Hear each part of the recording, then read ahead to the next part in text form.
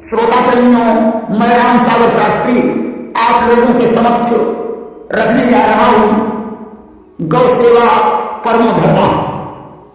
देखिए, संसार में भारत ही एक ऐसा देश है जिसमें नदी, पर्वत, वृक्ष और पशु पक्षियों की पूजा होती है।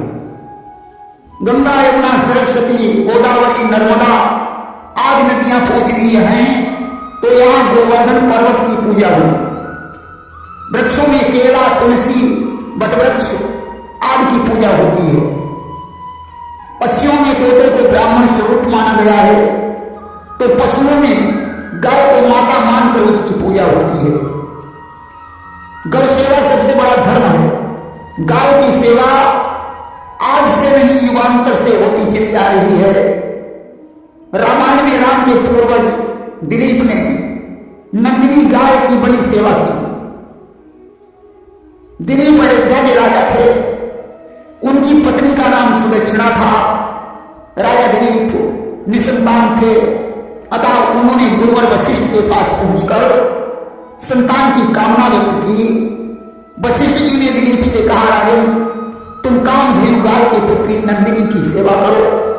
इसकी सेवा करने से तुम्हारी कामना अवश्य पूर्ण हो जाएगी। महाराज दिलीप गौ सेवा में तल्लीन हो गए। प्रातःकाल में गाय का पूजन करते थे और उसे चराने के लिए जंगल में ले जाते थे। जब गाय चलती थी तब स्वयं भी उसके पीछे चलते थे, बैठती थी तो स्वयं भी बैठ जाते थे। हिंसक जंतुओं से उसकी रक्षा करते थे। एक दिन जंगल में एक घटना घटित हो गई। गाय को एक सिंह ने घेर लिया। गाय ने अपनी रक्षा के लिए पुकार की। दिलीप ने धनुष पर बाण चढ़ाया और जैसे ही संधान करना चाहा, सिंह ने कहा, ठहरो राजन, बाण मत चलाओ, मैं आपसे एक प्रश्न पूछना चाहता हूं। राजा दिलीप ठहर गए। सिंह ने कहा, राजन, ये गाय हमारा शिकार है, तुम इसकी रक्षा कर रहे हो। इसकी रक्षा करने से मैं जीवित कैसे रह पाऊंगा? एक जीव की रक्षा करने से दूसरे जीव की मृत्यु हो जाएगी, ये कहां का धर्म है? राजा ने कहा, तुम ठीक कहते हो। अगर तुम्हें मांस की ही आवश्यकता है तो इस गाय को छोड़कर मुझे खा लो। सिंह ने गाय को छोड़ दिया और दिलीप की तरफ चल पड़ा। दिलीप ने अपनी दोनों आंखें बंद कर ली और भगवान का ध्यान करने लगे। सिंह ने एक छलांग मारी और अंतर ध्यान हो गया। गाय ने दिलीप के पास जाकर कहा, राजन, अपनी आंखें खोलो, यहां कोई सिंह नहीं है, मैं तो आपकी परीक्षा ले रही थी। आप गौ सेवक ही नहीं, तन मन धन से गौ रक्षा करने वाले व्यक्ति हैं। मैं तुम्हारी इस भक्ति से बहुत प्रसन्न हूं। तुम्हारी तपस्या पूर्ण हो चुकी है।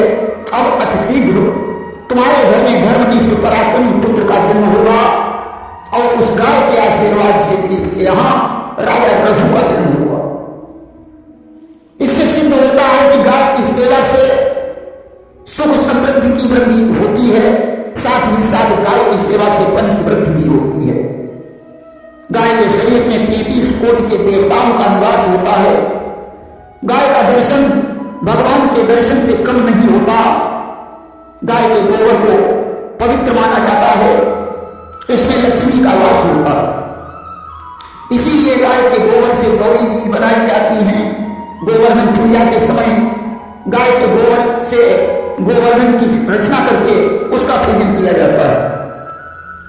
कलश के सजाने में भी गाय के गोबर का उपयोग होता है।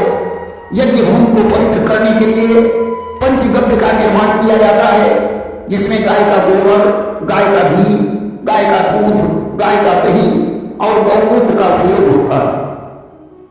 गाय के गोबर से लिपने पर कीटाणु नष्ट हो जाते हैं और लक्ष्मी की वृद्धि होती है। गाय के कंडे से भोजन बनाना स्वास्थ्य के लिए लाभदायक है। गाय का दूध हृष्ट पुष्ट और निरोग बनाता है। गाय के घी से आंखों की रोशनी बढ़ती है। गाय का दही भी स्वास्थ्य के लिए लाभदायक है। गौमूत्र से तो अनेकों प्रकार के रोग नष्ट हो जाते हैं, यहां तक कि लीवर, किडनी, अस्थमा तथा कैंसर जैसे रोगों में भी गौमूत्र को लाभदायक माना जाता है। अतः गाय एक प्रतियोगी पशु है। भारतवासी इसे पशु नहीं कहते। हमारी संस्कृत इस शब्द का प्रयोग नहीं कर सकती।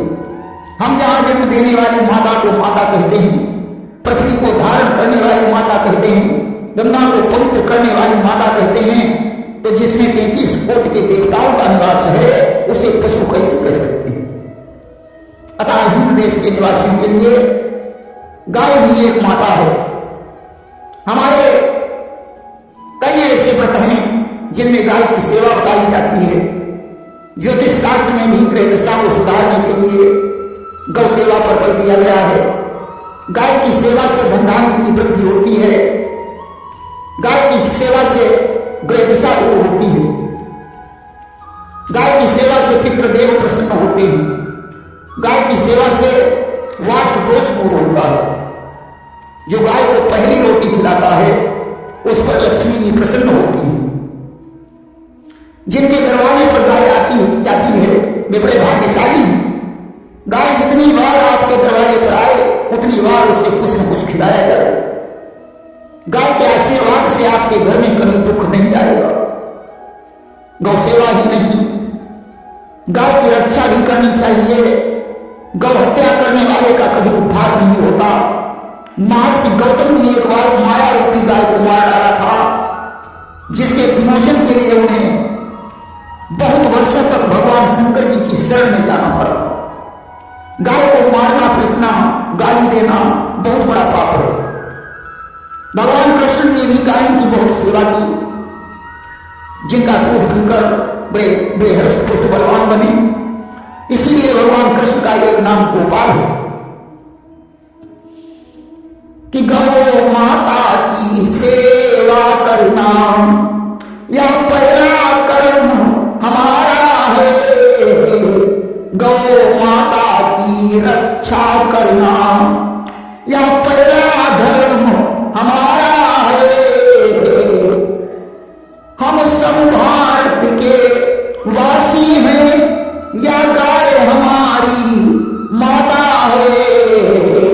माता के चरणों में झुकना यह पहला कर्म हमारा है। राजा अम्बरीश और राजा नल प्रतिदिन करोड़ों गायों का दान करते थे। लेकिन गौदान से जीव भवसागर से पार हो जाता है। गाय की पूंछ से अगर नजर लगे बच्चे को झाड़ दिया जाए तो उसकी नजर उतर जाती है। बशर्ते गाय लात चलाने वाली नहीं होनी चाहिए। गाय का स्पर्श करना भी महत्वपूर्ण होता है। इसके स्पर्श मात्र से पापों का शमन होता है। आज तो प्रत्येक हिंदू के घर में गाय होनी चाहिए, और गाय ही नहीं उसकी प्रतिदिन पूजा होनी चाहिए। यत्र गावः पूजन्ते रमन्ते तत्र देवता। जिस घर में गाय की पूजा होती है उस घर में देवता निवास करते हैं। प्रेम से बोलिए वृंदावन